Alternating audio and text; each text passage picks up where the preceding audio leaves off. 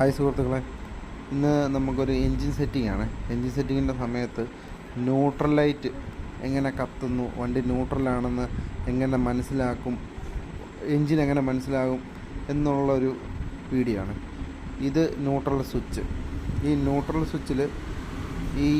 സ്വിച്ചിൽ gear സെലക്ടറിലൊരു ഈ neutral പട്ടി എന്ന് പറയുന്നൊരു സാധനമാണ്. ന്യൂട്രൽ പട്ടി എന്ന് പറയുന്നത് അത് ഒരു പ്ലേറ്റാണ്, ചെമ്പിൻ്റെ ഒരു പ്ലേറ്റാണ്. അതിൽ ന്യൂട്രലിൻ്റെ പൊസിഷനിൽ വരുമ്പോഴത്തേക്കും ഈ ചെമ്പ് ആ ന്യൂട്രൽ സ്വിച്ച് കോണ്ടാക്റ്റ് ആവും. അത് കോണ്ടാക്റ്റ് ആവുന്ന സമയത്താണ് നമുക്ക് ന്യൂട്രൽ ലൈറ്റ് നമ്മുടെ വണ്ടിയുടെ മീറ്ററെ കാണുന്നത്.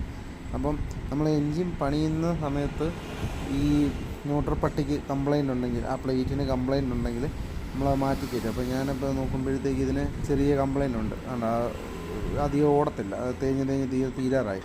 അപ്പം എൻജിൻ പണിയുന്ന സമയത്ത് ഈ ന്യൂട്രൽ പട്ടി, ഇത് ഒറിജിനൽ, ഇതിന് വലിയ വിലയില്ല, 12 രൂപയോ അങ്ങാണ്ടേ ഉള്ളൂ. അപ്പോൾ ഇത് മാറ്റി കയറ്റുന്നത് നല്ലതായിരിക്കും. കാരണം എന്താണെന്ന് വെച്ച് കഴിഞ്ഞാൽ പിന്നെ നമ്മൾ കയറ്റി സെറ്റ് ചെയ്ത് കഴിഞ്ഞിട്ട് ഈ ഒരു സാധനം ന്യൂട്രൽ കത്തുന്ന ഈ ഒരു സാധനം മാറണമെങ്കിൽ പിന്നെ ഈ എൻജിൻ ഫുള്ളടിക്കണം.